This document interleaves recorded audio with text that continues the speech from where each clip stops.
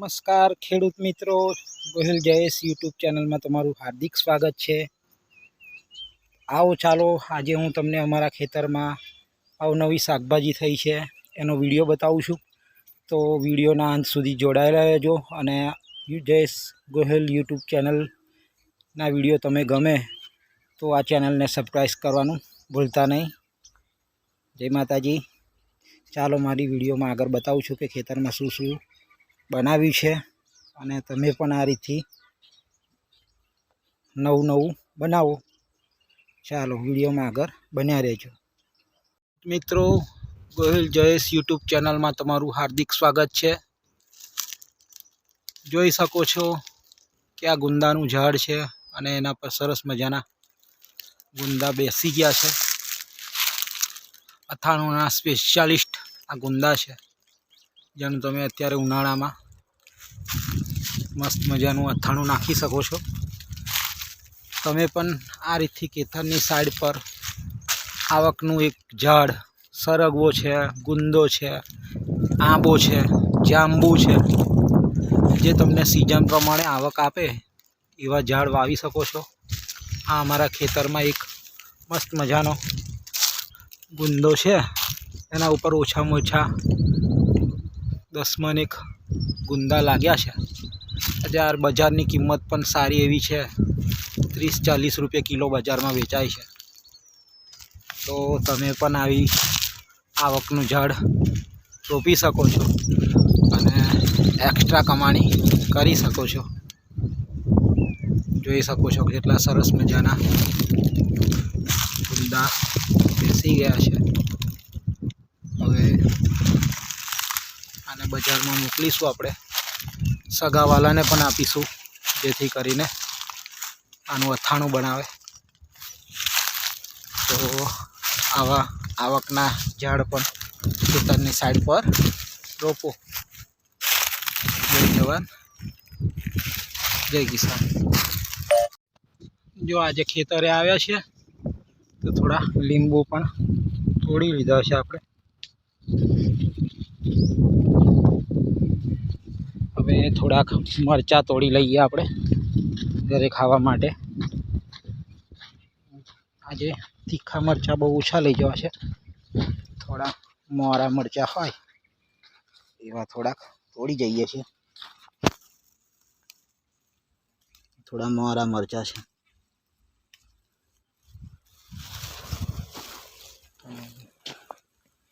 થોડા તીખા હોય એવા મરચાં છે।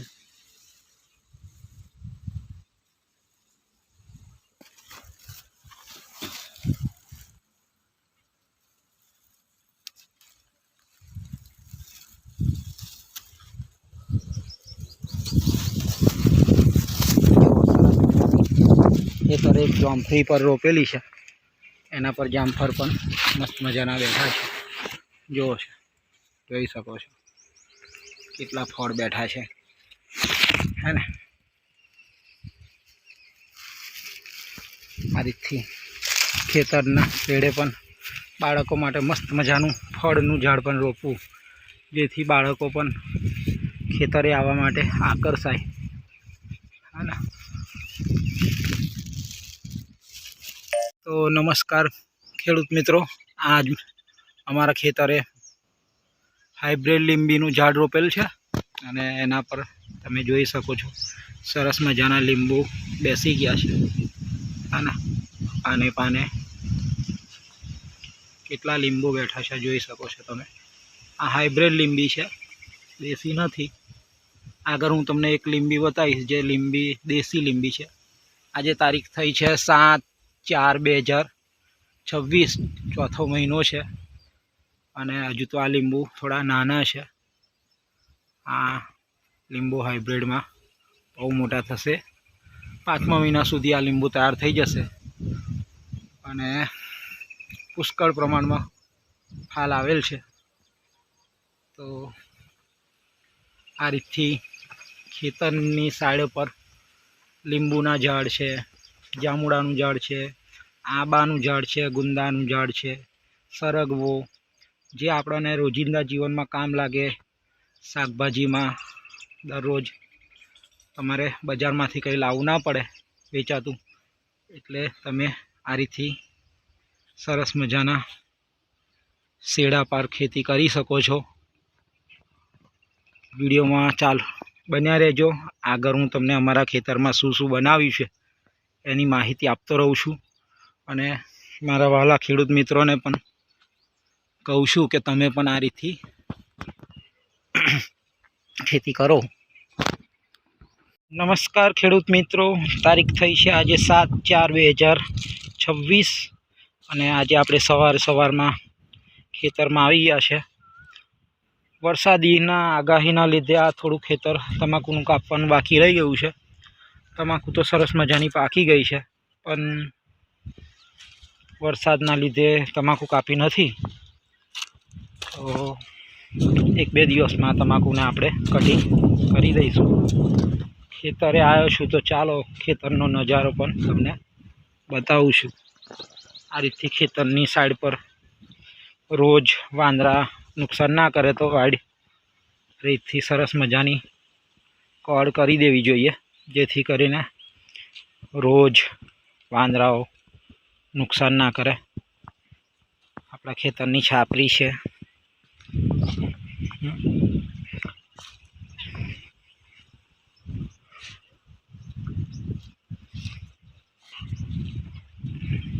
ખેતરે આવ્યા છે આપણે।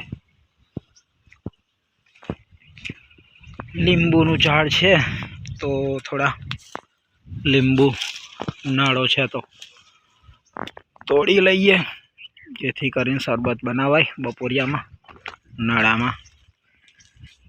ખેતરે આવી લીંબી પણ રોપો, અને વેચાતા લીંબુ લાવવા ના પડે તમારે।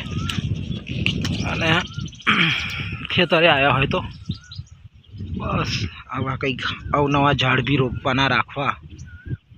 જોઈ શકો છો કેટલા લીંબુ બેઠા છે। આખો ઉનાળો ક્યાંય વેચાતા લાવવાની જરૂરિયાત નથી, હા ને।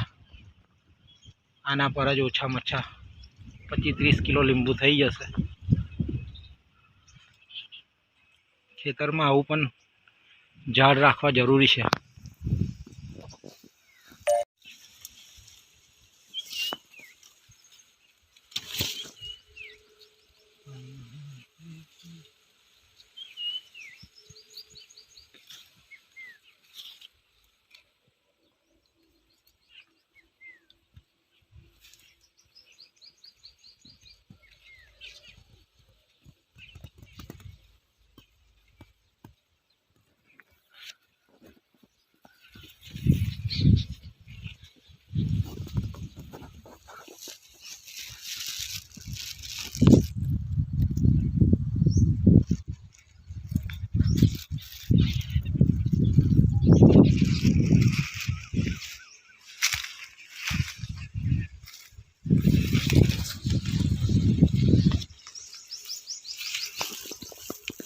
તો આજે શાકભાજી માટે થોડા ભીંડા પણ તોડી જઈએ છીએ।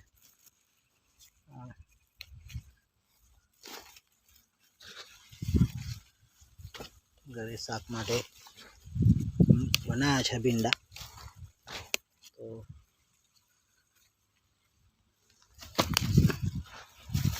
ખાવા જેટલા તો થઈ જાય છે બીજે ત્રીજે દિવસે।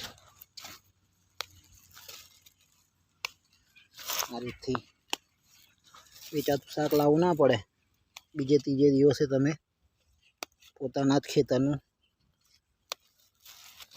શાકભાજી ખાઈ શકો છો।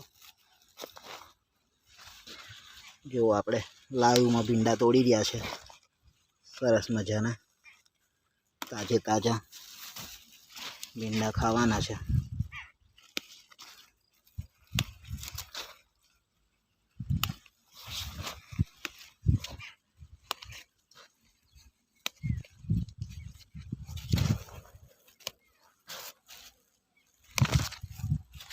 તો તમે પણ આવા સરસ મજાના જો આ દાણાનો છોડવો છે, સરસ આ રીતથી શાકભાજી બનાવો, તાજું ખાઓ, હે ને। કંઈ જવાની જરૂરિયાત નથી, આપણા ખેતરમાં જ તાજું બનાવી દેવાનું। શાકભાજી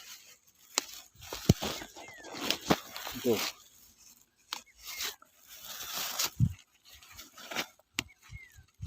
આ રીતથી જો એના પર ફાલ પણ કેટલો સરસ મજાનો આવ્યો છે હે ને ભીંડા પણ છે છોડ્યો આ રીતથી શાકભાજીની ખેતી ખેતરમાં કરો અને તાજું શાકભાજી ખાઓ ખેડૂતો કઈ લારીએ શાકભાજીની લારીએ જવાની જરૂરિયાત નથી કંઈક ને કંઈક નવું કરતા રહો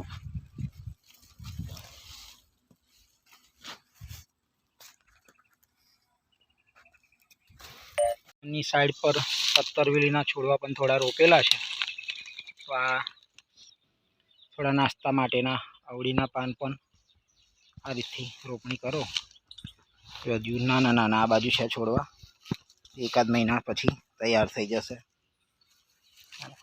તો જ્યાં બિનજરી જગ્યા પડી છે તમારી એનો પણ ઉપયોગ કરી લો એનો છોડવો છે કેટલો સરસ મજાનો ફાલ્યો છે ખેતરના શેડે પણ આવો મીઠી લીમડીનો છોડવો રાખવો જ્યારે બી ખેતરમાં આવો ત્યારે થોડા મીઠી લીમડીના પાન તોડી જવાના એટલે હા ને એટલે આવું કંઈક ને કંઈક ખેતીવાડીમાં ખેતરે આવો એટલે રાખવાનું જ આ છોડવા છે હજુ એને કહેજો નવો એક લીંબીનો છોડવો પણ રોપેલો છે જે 1-2 વર્ષ પછી આપણને ફળ આપતો થઈ જશે બાજુમાં આ સિંદૂરનું ઝાડ છે તમે ઓળખતા હોય તો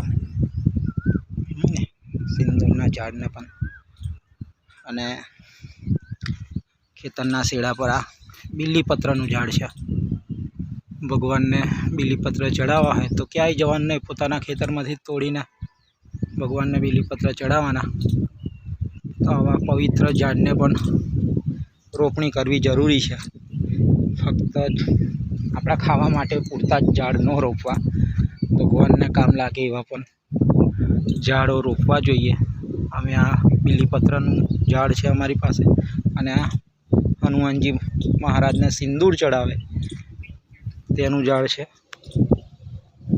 આવા તો ઘણા બધા અમારા ખેતરમાં ઝાડ છે થોડી ખાવા પૂરતી ઉનાળુ બાજરી તો કરવી જ જોઈએ કારણ કે ઘઉં એટલા ખાવાની મજા નથી આવતી બાજરીના ખેતરમાં થોડાક વાંદરા આવી ગયા છે જુઓ હા વાંદરાઓ એને થોડાક બગાડવા પડશે આકર ખેતરનું શાકભાજી ખાઈ જાય દિવસમાં એકાદ વાર ખેતરમાં આંટો મારવો જરૂરી છે ભલે તમે નોકરી કરતા હોય જો વાંદરા એને બગાડીશું આપણે ઓ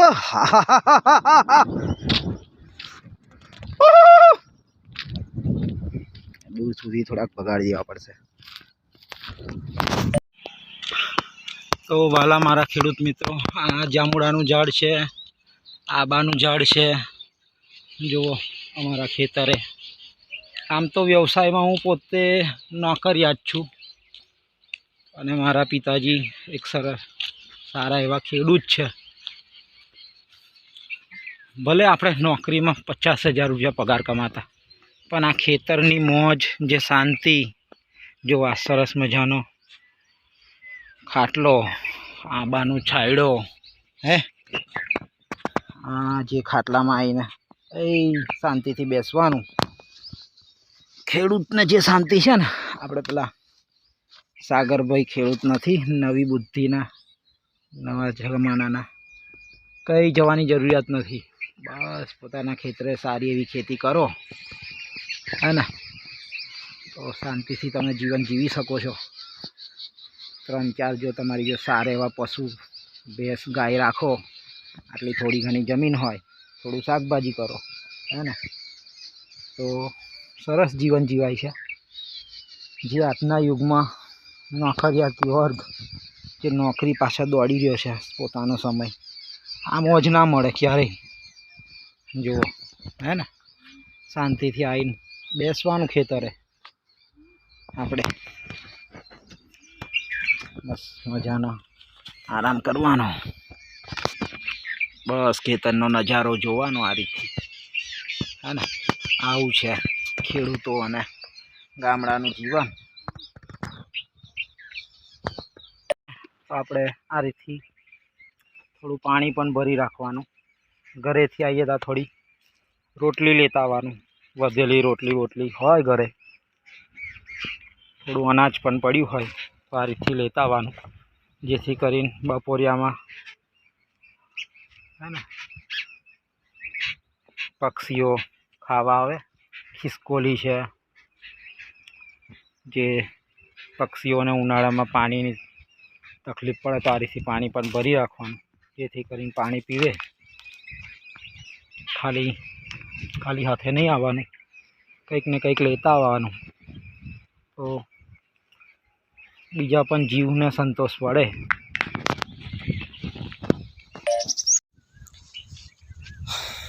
બે ત્રણ દિવસ પછી ખેતરે આવ્યો છું અને એ મસ્ત ઠંડો ઠંડો પવન વાય છે, અને ખેતરનું જીવન, ખેતરમાં આવીએ એટલે આમ મનને શાંતિ વળે છે ખરેખર. આ ભાગદોડવાળી જિંદગીમાં જો તમે ખેતરે આવીને 5 મિનિટ બેસો ને તો મન હળવું બની જાય છે. તો નાઇટ શિફ્ટની ડ્યુટી કરીને આવ્યો છું ખેતરે વાંટો મારવા. બાજરી કરી છે, આમાં પાલકની તૈયારીઓ કરવાની છે. મસ્ત મજાના પક્ષીઓ બોલી રહ્યા છે, કેટલી શાંતિ લાગે, આમ મજાનું જીવન છે.